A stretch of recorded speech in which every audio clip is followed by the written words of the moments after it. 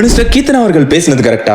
Minister Keerthana சிவகாசியில இருக்கிற ஒரு government ஸ்கூலுக்கு இன்ஸ்பெக்ஷன் போயிருக்காங்க. அப்ப அங்க இருக்கிற ஸ்டூடெண்ட் ஒருத்தவங்க கிட்ட இங்கிலீஷ்ல கொஸ்டின் கேட்டிருக்காங்க.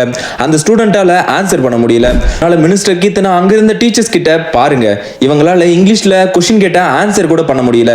ஃபர்ஸ்ட் பெஞ்ச் ஸ்டூடெண்டே எப்படி இருந்தா லாஸ்ட் பெஞ்ச் ஸ்டூடெண்ட் எப்படி இருப்பாங்கன்னு கேட்டிருக்காங்க. மினிஸ்டர் வந்திருக்காங்க, அவங்கள சுத்தி நிறைய மீடியா சேனல்ஸ் இருக்காங்க. சோ அதனால கூட அந்த குழந்தை பயப்பட்டு இருக்கலாம். அவங்க சொன்ன விதம் தான் இதுல ரொம்பவே தப்பா தெரியுது. இப்படி இல்லமா, இப்படி பேசினாதான் அது கரெக்ட்னு சொல்லியிருக்கலாம். ஆனா அவங்க சொன்ன விதமே வேற மாதிரி இருந்துச்சு. ஆர்டர் சொல்ற மாதிரி சொல்லிக்கிட்டு இருந்தாங்க. இது முற்றிலுமே ஒரு மினிஸ்டர் தவிக்க வேண்டிய ஒரு விஷயம். இன்னொன்னே நம்ம அக்செப்ட் பண்ணி ஆகணும். கவர்மெண்ட் ஸ்கூல்ல படிக்கிற ஸ்டூடெண்ட்ஸால ஃப்ளூயண்டா இங்கிலீஷ்ல பேச முடியாது. ஏன்னா நானுமே ஒரு கவர்மெண்ட் ஸ்கூல் ஸ்டூடெண்ட் தான். என்னாலுமே ஃப்ளூயண்டா இங்கிலீஷ் பேச முடியாது. கமெண்ட்ல வந்து நிறைய பேர் எல்லா ஸ்கூல்ஸும் நல்லா தாங்க இருக்கு, கவர்மெண்ட் ஸ்கூல்ஸ்லாம் வேர்ல்ட் லெவல்ல இருக்குன்னு பேசுவீங்க.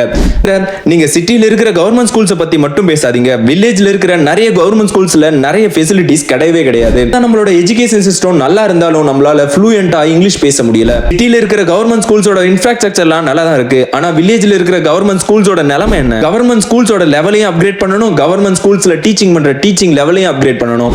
அதை பாராட்டி தவற விமர்சிப்போம். சேனலை சப்ஸ்கிரைப் பண்ணிட்டீங்கன்னா இந்த மாதிரி நிறைய இன்ஃபர்மேஷன்ஸ் தெரிஞ்சுக்கலாம்.